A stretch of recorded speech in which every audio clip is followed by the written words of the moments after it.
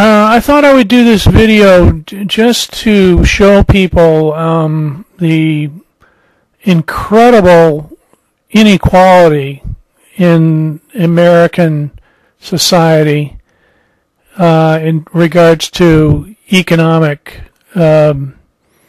pay and wealth, etc.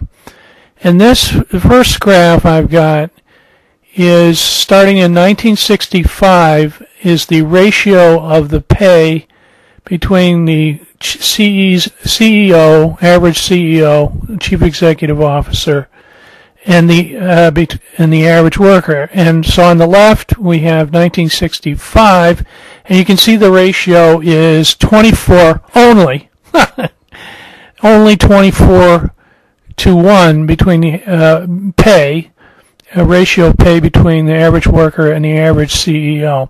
And you can see it stays pretty constant until the 1980s. It's down there, reasonable level. And then, all of a sudden, as we get toward the 1980s, or the go-go 1980s, that was the Ronald Reagan period when people really got greedy. So we start at 24 to 1, and in 1980, what is it, 87, we get 100 to 1. So the boss, the CEO, makes 100 times more than the average worker. And then it just gets worse as we go toward, the 2000. We start to go way off the charts. It used to be only 24 to 1 in the 1960s. And things were going pretty good in the 1960s, right? Pretty good. I mean, and then it just goes right through the roof, and CEOs get so greedy. And you know what?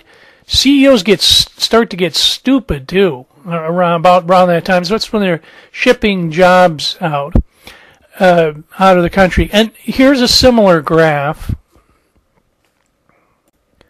Now, this graph is absolutely stunning, although I think that this comes from the New York Times, but this is once again the CEO ratio between CEO and the average worker, and it is so disproportionate and so wide that I had to crop the picture. Let's see, I had to crop. Yeah, the CEO page just went right through the ceiling, went right off the graph. So I had to cut off the top. It's like Mount Everest. Now, here's my cropped thing. You can see that you can't, in the upper right corner there, that's where the ratio is going through the roof. That's in the in the 1990s and 2000 when the CEOs got super greedy and just went haywire, absolutely haywire. Of course, during this time, the middle class and the working class are falling farther and farther behind. Yes, you're falling farther and farther behind, and your jobs are becoming less secure, and you're not getting health care. I can go on and on and on. Here's a simple one I got.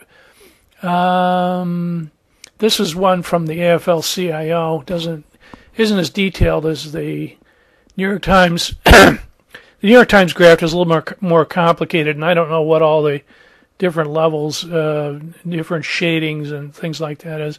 But that's your country for you. We're becoming like a banana republic. Yeah, banana republic, United States. People don't even bother to vote, and they don't even care that they're getting ripped off. Adios.